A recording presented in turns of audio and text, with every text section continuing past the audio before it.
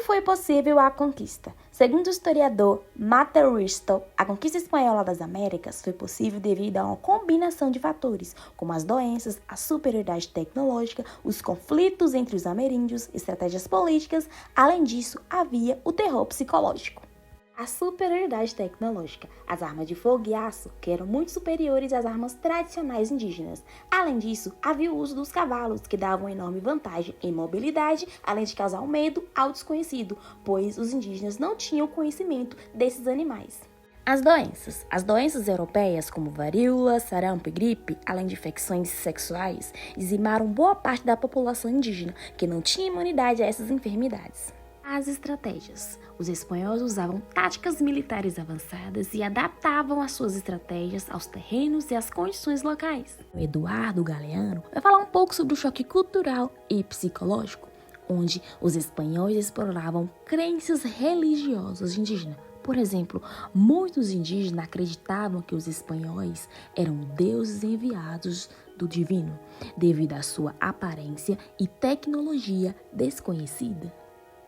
A conquista foi um processo complexo e sangrento que teve impactos devastadores nas populações indígenas, tanto em termos de perdas humanas quanto de destruição cultural. Esses eventos moldaram profundamente o futuro das Américas. O papel da Igreja Católica no processo de colonização da América. No movimento de colonização patrocinado pela Espanha, a Igreja Católica exerceu grande influência e controle no processo de colonização da América Espanhola. Havia uma aliança entre o Papa e o governo que cedia ao rei o direito de administrar os interesses da Igreja em suas colônias e o dever de ajudar na expansão do catolicismo. O discurso religioso foi utilizado para o controle da população nativa por meio da realização das missões, dos aldeamentos e da instalação dos tribunais da Inquisição. Os missionários católicos, jesuítas e franciscanos eram encarregados de catequizar os nativos da nova terra, fazendo-os conhecer os dogmas e tradições da Igreja. Mas não eram apenas essas as suas funções. Os clérigos possuíam ainda a incumbência de tornar esses indígenas dóceis, disciplinados, submissos e fáceis de lidar. Como consequência da colonização espanhola, sob o prisma religioso, o domínio e a conquista do continente americano provocaram a desestruturação e desestabilização das sociedades e das culturas dos nativos. As trocas culturais alteraram a forma de percepção e compreensão do mundo até então conhecidos por esses povos. O poder político garantia a difusão da fé, enquanto a Igreja Católica legitimava a apropriação dos territórios. Em 1508, o Papa Júlio II emitiu 2 bulas que instauraram o padroado régio sobre as igrejas das Índias, determinando que o Vaticano abria mão do controle do clero no Novo Mundo, dirigindo o rei este poder, tornando assim a Igreja uma repartição governamental no novo continente. Deste modo, se deu a intervenção da Igreja Católica no processo de colonização da América. Os órgãos administrativos. Os colonos espanhóis encontraram metais preciosos no Novo Mundo, estabelecendo-os como base econômica das colônias. E para controlar essa riqueza, criaram uma estrutura colonial com órgãos administrativos na metrópole e nas colônias, garantindo o envio de todas as riquezas retiradas das colônias para a metrópole, seguindo assim ao Pacto Colonial. Os órgãos administrativos metropolitanos eram a Casa de Contratação e o Conselho das Índias. A Casa de Contratação tinha a função de administrar as atividades comerciais espanholas. Tinha sua sede em Sevilha e, mais tarde, em Cádiz. Lá, eles tinham o controle de tudo o que entrava e saía da Europa, pois eram responsáveis por receber e enviar mercadorias para a América, taxar os produtos, cuidar da logística mercantil e também arrecadar impostos. Funcionava como uma corte de justiça e fiscalizava o recolhimento do quinto. Também havia o Conselho das Índias, que funcionava como um Supremo Tribunal de Justiça, composto pelo rei e seus conselheiros, possuía a função de nomear funcionários das colônias e regulamentava a administração da América através dos vice-reinados e capitanias gerais. Agora, partindo para os órgãos administrativos coloniais, que eram os vice-reinados, as capitanias gerais e os cabildos. Vice-reinados. A América Espanhola era dividida em 4 vice-reinos: vice-reino de Nova Espanha, de Nova Granada, do Peru e do Rio da Prata, que eram independentes entre si, mas deviam toda subordinação à coroa. Os vice-reis eram escolhidos entre os membros da alta nobreza metropolitana. Eram representantes do monarca absoluto e controlavam as minas, exerciam governo, presidiam o tribunal judiciário das audiências e zelavam pela cristianização dos indígenas. As capitanias gerais.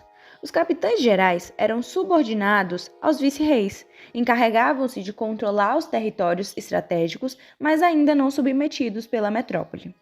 Já os cabildos, ou ajuntamentos, também chamados de conselho municipais, era o sistema de administração das cidades da América Espanhola, composto por chapetones ou também por crioulos. Representavam a metrópole, controlavam o policiamento, o recolhimento de impostos e a justiça. A economia colonial espanhola. Você sabia que a Espanha controlava tudo nas colônias americanas? Eles criaram um sistema que fazia com que as colônias dependessem apenas deles para tudo. Isso gerou muita desigualdade e limitou o crescimento das colônias. Estrutura econômica, monopólio comercial. A Espanha controlava o comércio e a produção, não deixando as colônias negociarem com outros países. Extrativismo. Eles exploravam recursos naturais, como ouro e prata, utilizando do trabalho indígena para a mineração. Agricultura. As colônias cultivavam o que a Espanha precisava, cultivo de produtos como o tabaco, açúcar, café, algodão, tendo a mão de obra africana.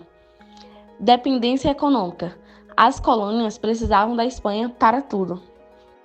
E toda essa organização econômica e esse pacto colonial refletem na nossa economia de hoje.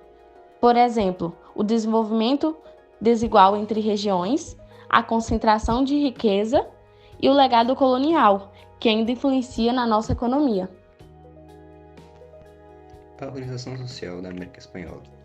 Na América Espanhola existiam classes sociais, entre elas os chapetones, que eram espanhóis nascidos na metrópole e enviados à América para ocupar os cargos mais altos da administração colonial. Eram governadores, vice-reis, líderes religiosos e altos funcionários públicos.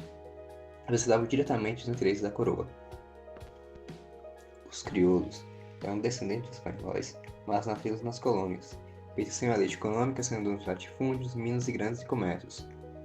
Mas eles ficavam abaixo dos chapetones, pois alguns cargos eram barrados para eles. Mestiços. Os mestiços resultavam da união entre espanhóis e indígenas, ou brancos e negros. Não pertenciam nem às classes privilegiadas nem às marginalizadas. Estavam ali no meio. Eram livres e exerciam profissões como artesãos, comerciantes menores e soldados. Indígenas. Os povos indígenas formavam a base da pirâmide social e eram explorados principalmente por meio do trabalho forçado, como o sistema de encomendas e do trabalho em minas e plantações. E grande parte dos indígenas foram exterminados pelos espanhóis. Os negros escravizados. Eles eram trazidos à América pelos traficantes europeus para substituir a força de trabalho indígena, especialmente nas regiões onde os povos originários foram dizimados. Eram utilizados principalmente na produção de açúcar e algodão, e alguns conseguiam a sua liberdade. Dentro dessas classes, a divisão de população era bem desigual, onde apenas 1% era o clero e os chapetones, 13,5% eram os crioulos, 27,5% eram os mestiços e 58% eram os índios e negros.